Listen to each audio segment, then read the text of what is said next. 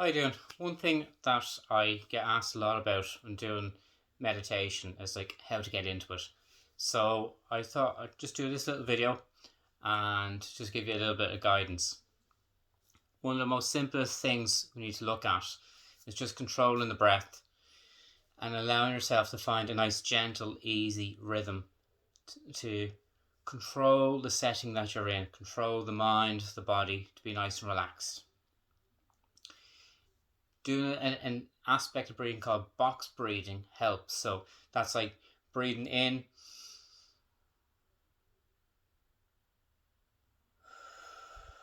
so I'm breathing in for 2-3 seconds, hold it for 2-3 seconds, and out for 2 or 3 seconds. Now this technique can be used for reducing stress, anxiety, and that. So there's multiple uses for it. So when you're breathing in, then choose it if it's 2 seconds, 3 seconds, 4 seconds. 4 seconds max is all it needs to be. So you're breathing in. You sit back, have the chest open. Breathing in, 1.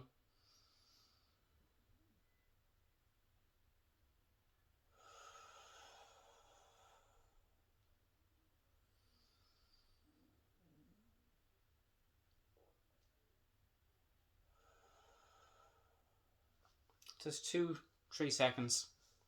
Hold, and just gradually allowing yourself go into a nice calm state. You're going to be mindful to begin with of other sounds that are going on around you.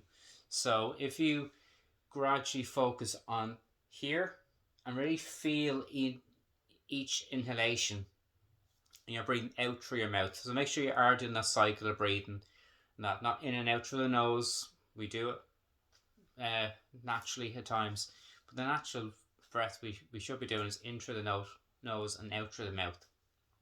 So allow that rhythm to come nice and gentle and at ease, slowing the pace down bit by bit, allowing the body to become more relaxed.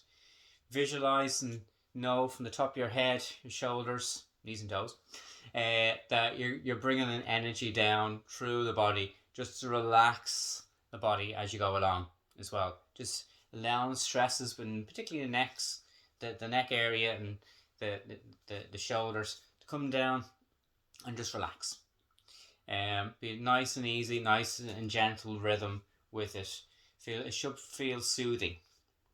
And as you do that and become settled in the body, the next aspect is allow the mind to become as quiet as possible as well. So it's like a minefield of thoughts that will go on, of things you have done, things you're meant to do today, what you're meant to do tomorrow. But what we need to do is just be present within the moment of what you're doing. So different visualization techniques can be used as well, that in your mind you walk into a room, it's like an office environment, everything is cluttered, but gradually within a few seconds things disappear, and visualize yourself then in the center. I always think of it sitting in a chair in the center of a room that's empty, even if it's just a white space all around me that's empty. And then gradually my thoughts become quieter and quieter, then that my only thought is breathe in, out. You don't even listen to those words, but you're just mindful of that action. It is repetitive, but when you get into that rhythm, it becomes second nature to you as well. It's like getting into a car and just driving off. You don't think about it. You just go into gear and go. So same thing, into gear of breathing in, controlling the breath, allowing gradually the mind to become still. I always then look at the solar plexus being the energy focal point that I would work with, and I would do with students, with the power building up from here. So visualize with each breath that you take in a white light. To start off with, always keep it as a white light, nice and simple. And then with each breath you absorb then through the physical lungs, that the energy within that breath is expanding and contracting in the same rhythm as you're breathing. It goes down, but it's into the solar plexus, and the solar plexus energy is expanding and contracting. It's just billowing inwards and outwards, nice and steady. And then as that evolves a bit more and the power builds more solidly, then you can see that power rippling through the body. So it's like this ripple effect that we feel ebbing and flowing is actually extending in through the etheric body, so that spirit body within this physical shell, and that's starting to ebb and flow all the way through, down through the fingertips, down through the tips of your toes, out to the top of your head, out your shoulders, and you're building that energy field all around you. The aura, which is already there, it's already part of us, but we're instilling more power within that as we do it. So we're allowing that power to expand bit by bit and echo out into that white space all around you. And you glow brighter and brighter. Visualize yourself as you see the light coming in front of me here, that you're going to visualize that light expanding out and you become that light shining out further and further in that space too. You're holding that space and energy. So gradually allow yourself just to settle once more within it. Just pause that stage that you're at as well. And no harm if you need to. If your mind becomes busy again, go back to the couple of steps back, focus on the breath, feel that rhythm of the breathing, the cycle of the breathing. In 1, 2, hold 1, 2, out 1, 2. And still engaging with that light, that energy, prana, whatever way you want to call it, and it's coming in and out, building within this center and expanding out. There's many other aspects of techniques you can work in with that. We want to keep this as simple as possible. I always then bring in that column of light to, it's like a pillar of light from spirit, and allow yourself to be encapsulated in that. So it can come down like a fine thread, and then as it builds, it comes out and expands and holds you in that space as well. So it can be just around you. That's the way I would normally visualize it, or you can have it fill in the room. So nice and simple, nice and steady, but allowing that expansion and contraction, that the auric field, as you breathe out physically, it expands out, and as you breathe back in and inhale, the auric field comes back in and out. I always see it like I'm doing a repetition of say a bicep curl. I'm building that muscle as I do the bicep curl. So I'm building the auric field as I expand and contract, and it's just becoming stronger and stronger. And that you may feel that you have those tingly sensations as well at times. You may feel like the cobwebby effect on your face as the energy kind of strands more, so you become more apparent to, and just feel all this, particularly around here. Or you might feel a little bit around here. Now I've my beard here now, but there's times I'm completely clean shaven and I can still feel something just building up around me here, and that could be one of my team members, the spirit starting to come forward just a little bit. But as you sit within that column of light, allow that power to expand bit by bit, then become stronger and stronger. And then invite those that work with you to come forward and stand in that energy with you. So you're having a cooperation and getting to know those that work with you. Could be family and friends as well, just there to assist. The family and friends aren't necessarily guides. They will give a few words of wisdom, but they haven't trained for that purpose and that. But they can still assist as well. One of my first communicators, that was a cousin of mine, and she also helped me just to make that connection with my first guide, but then he took over. And that's so. She still pops around, but it's mainly him that would have done the job for a long period of time. So you have that connection, building that up, and still having it in that white space as well. What you can do over time then is, now you've built that space up, now let that power naturally flow to where it needs to be. Maybe through the heart center, through the throat, through the third eye, through the crown.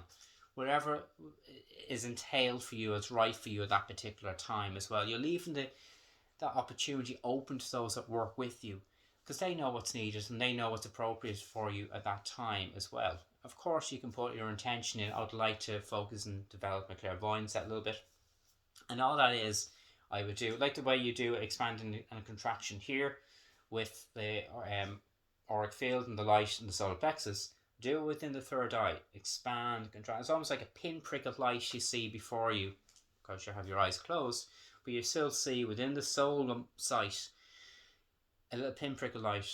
But as that power comes in and out, expands and contracts, then it's the way I visualize it.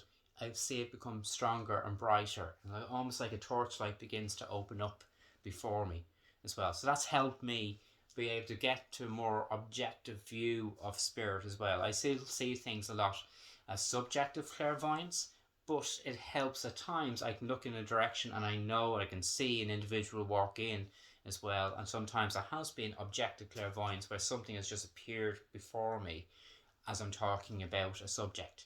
So which is nice to see, and I like to see that more as well. Important aspect is, don't say I don't see. Okay, I might have mentioned this before, but don't say I don't see, I don't hear, I don't feel, because you're already going to have that.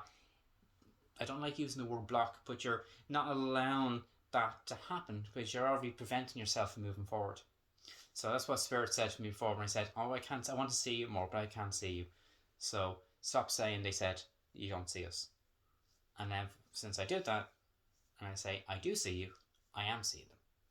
So build it up bit by bit and take our time with it. I hope that is a little help to what the setting is of moving into meditation practice and sitting in the power as well. Of course, there's many ways to do it, but that's just one way I approach it as well. And just give it a try. Focus and breathe.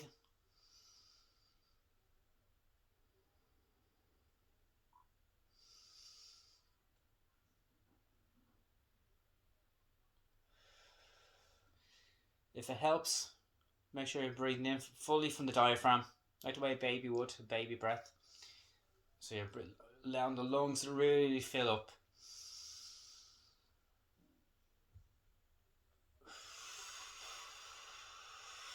You're letting all the air out, and then gradually you let that go to a very slow pace too. Important thing, if anything comes into mind, that as much as you can, just let it float by. Don't engage with it as well. If you feel an itch or a scratch that is needed to do, try not to move. The more you move, the more you're engaged in the physical mind as well. So you're taking yourself just a slight step out of what you're trying to do. The more you can be nice and comfortable and rigid like this as well. Be comfortable, but when I say rigid, just not moving about, not fidgeting. The more you can stay nice and still physically, the more then the mind can be let go and actually just be mindful and present with spirit as well. Listen to what is said to you, trust what is said, and take it on board. You can ask them to verify it again at a later date too, if that is true, what they've said and the guidance they've given you, to validate in other ways in your active life too, through conversation with others, through subject matter that might come up, books you may start to see, or things that might be said to you, and that more regularly would validate what's said. No problem second guessing them. You want more proof, and they are more than delighted to give that to you. So yeah, that's just coming up to about 15 minutes now. So I'll do these little 15-minute videos. I'll try to get to a little bit more, and if that helps with your development, it'd be great. But yeah, any questions, put them into a comment or send me a message. And yeah, I'm going to put this on on YouTube, and I'll be sending it to students as well. So yeah, have a good day, and speak to you soon.